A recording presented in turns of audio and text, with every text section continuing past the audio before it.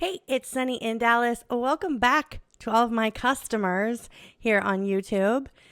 When you jump into the algorithm, kind of like a jump rope, a game of jump rope out on the playground, and you start making videos on one particular topic, something like Diddy, you kind of paint yourself into a corner. So I really want to be conscious of what this channel has always been and stick with that because I have 500 subscribers that have been with this channel for like 13 years. So welcome to everybody who's new, and welcome back to everybody that I've known through all these years.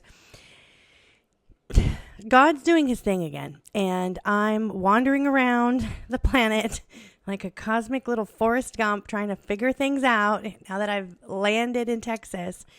And especially when it comes to these videos, he's taking the reins. He's in control. And I have basically just waved my white flag up in the air. I surrender. I don't know why I keep trying to run my own life rather than surrendering my life to the will and the care of God.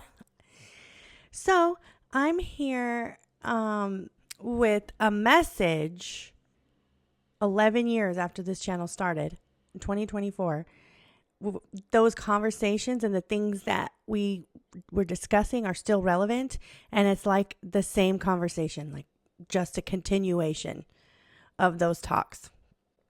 In moving forward from my coverage of Diddy, which I'd like to reiterate was done for a very specific reason, to point out that hiding in plain sight, wink wink, there are forces and agendas that you may not be aware of, and that they come from an ancient tradition and many ancient, what people would call religions. And I think those words are very reductive when we're talking about the spiritual world and this battle and this comedy and tragedy, this never-ending play, right, or game, however you choose to look at it, is playing out above our heads and below our feet and all around us, and in parts of the universe you can't even comprehend. Things are being woven together, and they affect the outcomes here on Earth, right? It's a very real thing. And so I live in Dallas, Texas, okay? And one thing to know about Dallas is that it's a beautiful city. It's very clean, okay?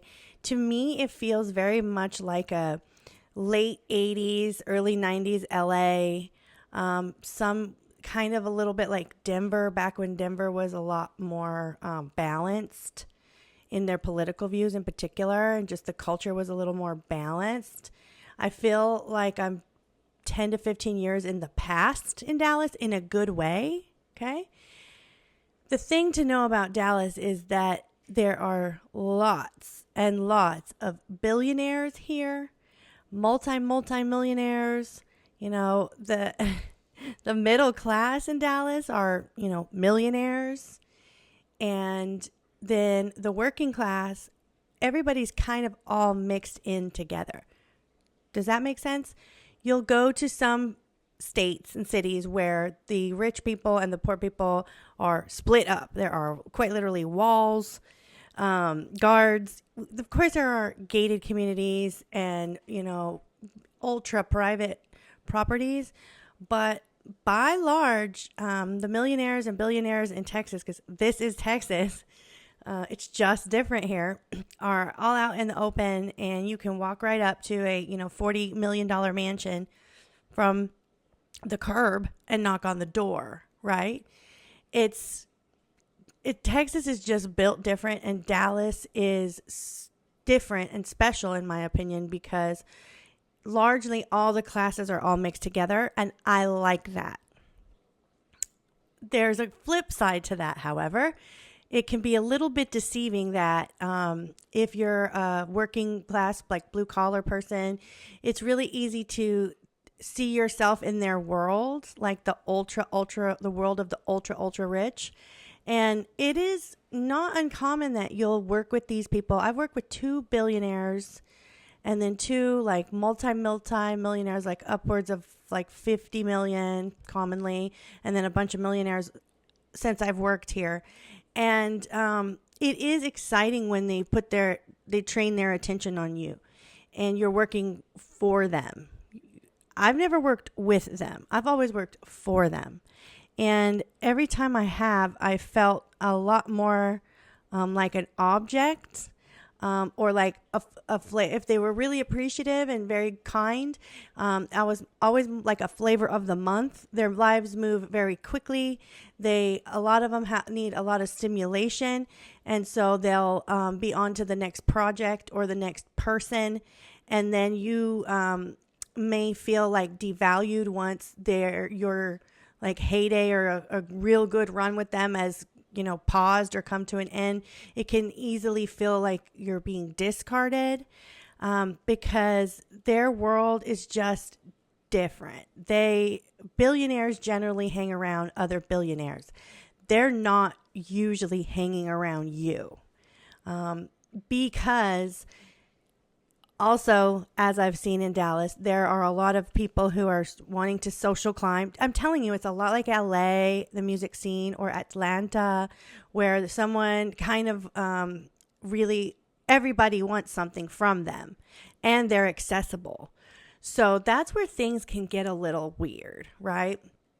People in a lower class financially and socioeconomically may do things that are out of their character when they're trying to jump up the ladder. And it also works the other way around. People think that millionaires and billionaires are for some reason, they give them this saint-like quality, I notice.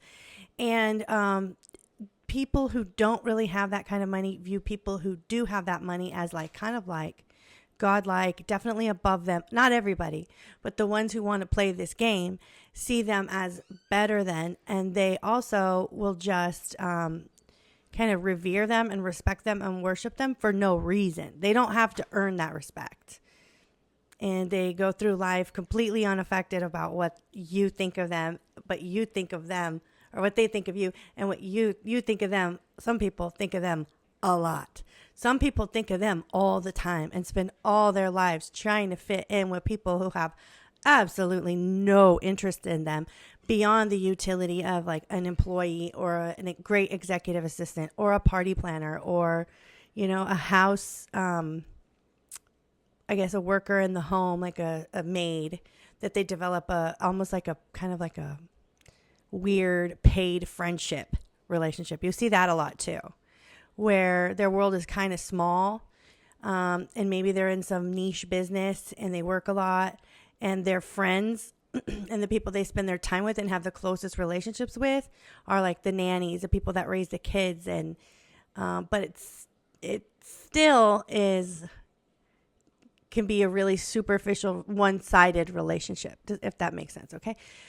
So anyway, I'm going to get to the point here. I found on Craigslist, and why I was on Craigslist is a story for another day.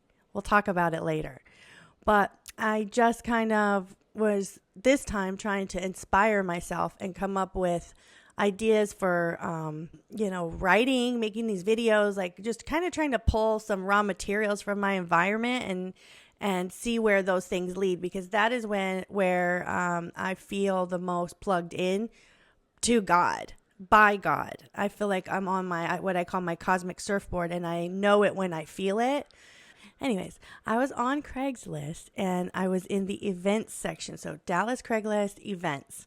I'm not going to make it easy for you guys to find this post because frankly, it gives me the ick. I don't want to have like a big responsibility for it or connection to it. But I'm not naive, and I know that if you want to seek it out, you're gonna find it. Okay. So I'm not hiding it, but I might redact a little bit of the info or just speak about it in very vague terms. I want to touch on it very lightly and let you form your own opinions. So in the event section, there's a post that says 2-1 : the Devil's Party, and then it says the town, the suburb of Dallas, where the party is going to happen. And I didn't notice this when I clicked on this the first time, but there's actually an address, which was really interesting. I'll get to that in a minute. So the ad says, coming in February 2025 to the blank Texas area, an invitational only party of elite local couple and select individuals.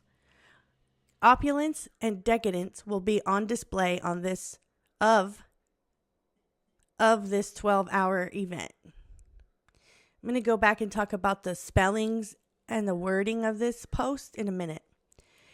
Interested parties, comma, please submit why you should be considered for this event and a good way to contact, period. Once selected for the next step in the selection process, comma, we will be in contact to share additional details and determine if this is a party for you. Capital letters. Serious replies only. ...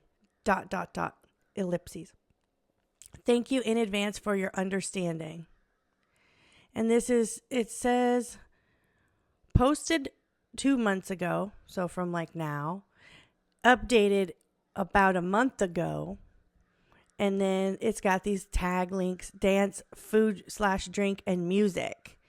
So if you're searching in any of those other categories, it sounds like it's kind of like cross-posted. And then, surprisingly, it has an address. And so I looked up the address, and it is a high-rise apartment tower. And in Dallas, there are many of those. And some of them are pretty swanky, and some of them aspire to be swanky. They're still nice. And at first glance, you can't always tell, like, is this actually top grade building with an appropriate staff? If you're a high profile or high net worth person, is there security? You know, there are levels to this shit, okay? I find myself saying that a lot on these channels. And I can't really tell without going there. And I don't think I'm going to do that unless maybe you want me to. But that's where shit starts to get weird, is when I fall down these rabbit holes. Anyway, I can't tell if this is a nice building or if it's kind of like a building like Tana Mojo would live in. Sorry. You know, like a new money building, or is it even a money building? Is it just kind of like, you know, upper middle class? I can't tell. And the other question about the address is like, why did you put that address? Are you saying that's where this 12-hour party that is going to be, that requires all of this discretion? Right? Is it like, it doesn't really say that it's discreet, but it kind of implies that it is. And I think that's because it's a don't call us, we'll call you. Right? That's weird. So just before we wrap this up, I don't want this to be too long, but I do actually want to look at something real quick. I'm going to put the post on the screen, and then I also want to look in February 2025 at the Satanic Ritual Calendar. Okay, I know that we're scuba diving down to deeper layers of the iceberg. With that sharp right turn, I bring it up because I want to know why in February 2025 you're already putting out like this weird party invitation in like July 2024. So like, why are you looking for Craigslist people? Because like, think about that. Craigslist people are weird. I'm on there poking around and looking for stuff. And then, you know, there's the old thing that like, if you want to hire a bunch of people really quick and you like not real concerned about their background or who they are, or, you know, their intoxication level or their, you know, criminal record, anything at all, you would post it on Craigslist and you can get staffed up for whatever real quick. If you've got, you know, you're paying green money, you're going to have a staff. It might be a little bit of a motley crew, but you're going to find someone. So they're posting an elite local couple and select individuals are posting on Craigslist. It also in events, dance, food and drink and music, okay?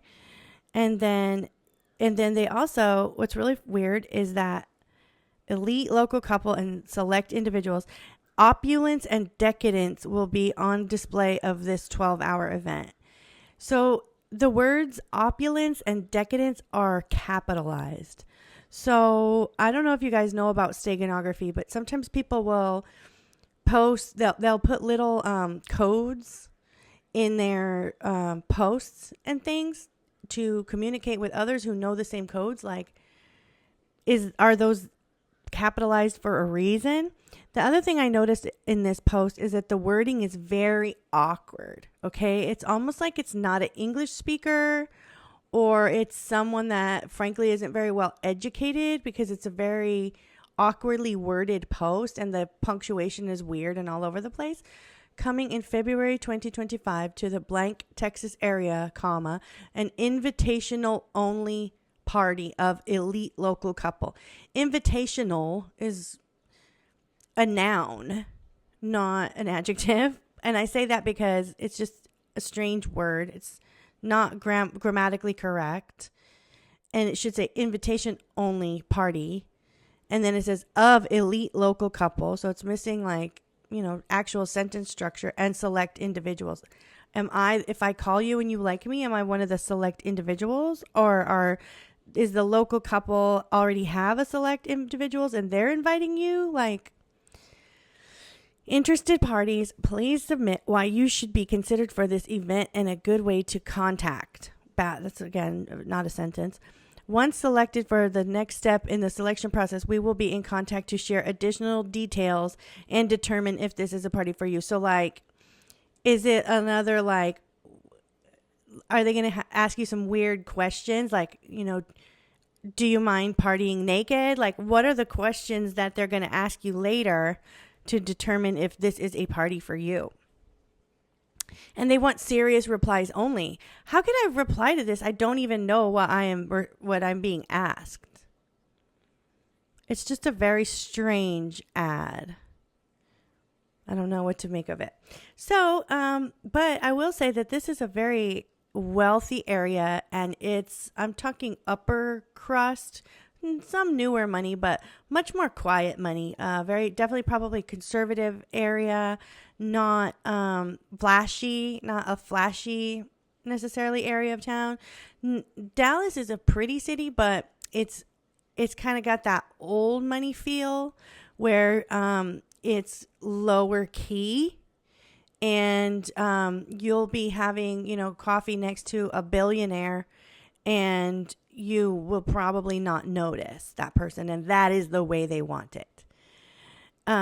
So I don't know, and the other thing is, this is an area where there are, so in my profession as a paralegal, really good paying jobs.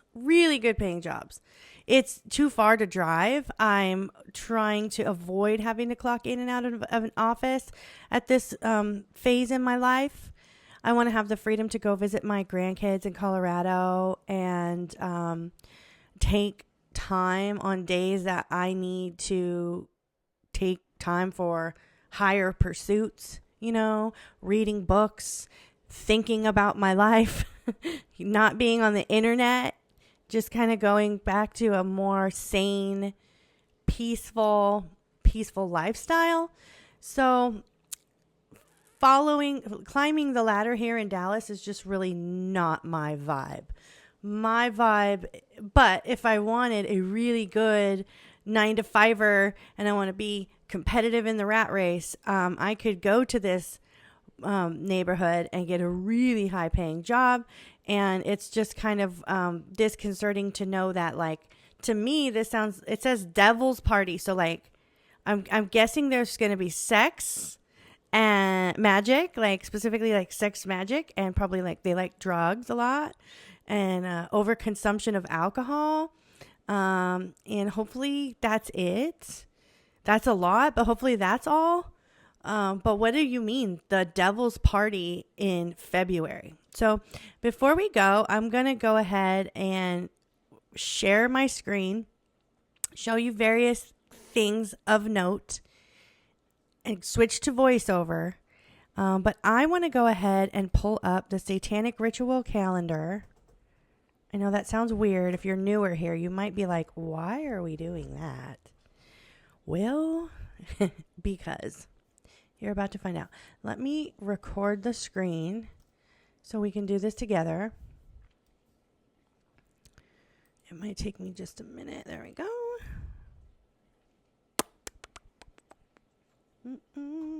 New recording. New screen recording. Okay. We'll just do the whole thing.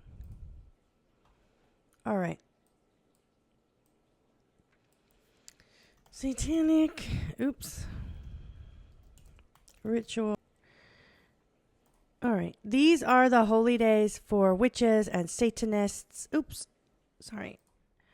These are their holy days.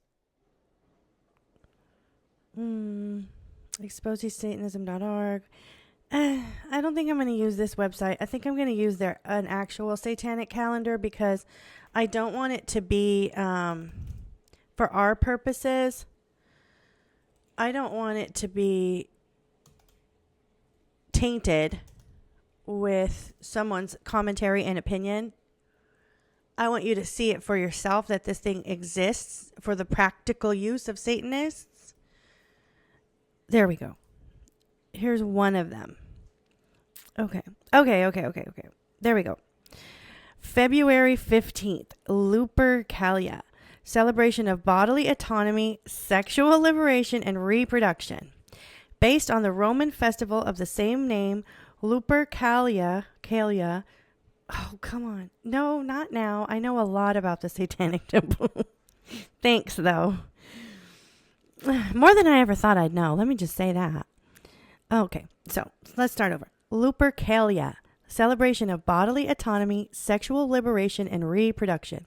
Based on the Roman festival of the same name, Lupercalia falls on February 15th. In keeping with the ancient tradition, February 13th and February 14th are observed as feast days leading up to the actual holiday. What we are translating to this in TST, the Satanic Temple, is a Hail Yourself Day. This idea offers a parallel to the others-centered tradition of Sol Invictus. Okay. So I'm not going to read all of these. If you have an interest. Okay. So maybe this is why this is posted in July. I will say that Satanists and Luciferians too, and Freemasons and numerologists, they do everything with dates and times and position of the planets and the stars in mind. So if they're posting this ad, in July, it likely could have something to do with this holiday, Unveiling Day, celebration of religious plurality and shedding archaic superstition. A centerpiece of our religious movement and of an icon of modern Satanism, the Baphomet with children's statue was commissioned by the Satanic Temple in 2014 and created by Mark Porter with respect for diversity and religious minorities in mind.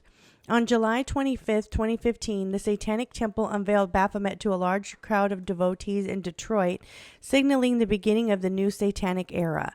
We observe this milestone in Satanic history by celebrating Unveiling Day. Okay, and it's about to be Halloween. They mentioned Sol Invictus in the first holiday of Lupercalia. Sol Invictus. Christmas is also known as Saturnalia. We won't go into that this time, but we'll read this one. Sol Invictus, celebration of being unconquered by superstition and consistent in the pursuit of sharing of knowledge. The cult of Sol, this is important, you guys need to research this, existed within Rome since its early days as a republic, and Invictus was an epithet used for Jupiter, Mars, and Apollo, among others. The festival celebrated these gods and may have also been used to celebrate the winter solstice. So I'm not very popular on Christmas because I always bring this up on Facebook. I'm no longer on Facebook because it's just a waste of my time. But um, nobody likes nobody likes to hear about this, about Sol Invictus or Saturnalia or Roman paganism when they're enjoying their gingerbread lattes from Starbucks. It makes you it gives you kind of a turd in the punch bowl vibe, and people don't like it. So fair warning. So I don't know if that's what they're implying. I don't know if that's what you get if you go ahead and send an email to these people. What do they want? What are you going to do when you get to the devil's party? Why is it so important to locate people and phase them? Like, they're giving themselves a lot of time to like look into whoever these people are that they select. Like, what's the criteria? What's the selection criteria? Why was it posted in July? I don't know. We don't know. But I just thought it kind of went along with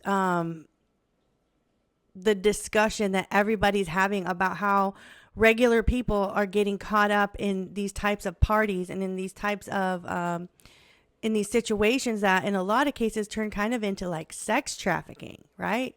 You answer this ad, and what's scary is that in my younger days, in pursuit of, climbing that social ladder, I might have answered an ad like that and thought that it was mostly harmless, which obviously that would be silly. That'd be a very silly thing to do.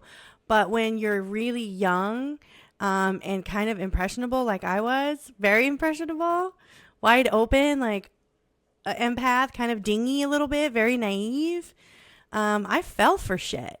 Right. And in pursuit of like a career or getting to know powerful people in a city where I just have moved, a lot of people would answer that ad. A lot of people will feel like they pulled the golden ticket. Right. And I just think it's really important to alert you that, these inroads to these strange situations, these bad situations for a lot of people, are kind of like everywhere. It's out there. It's not hard to find your way into an elite environment if you are a transactional person and you happen to come in contact with rich, powerful, transactional people, right? So I think maybe wrapping up, I would say, be less transactional and be mindful of the deep and lasting impression your choices have on your life. Yeah. So the moral of the story, don't answer Craigslist ads like that one.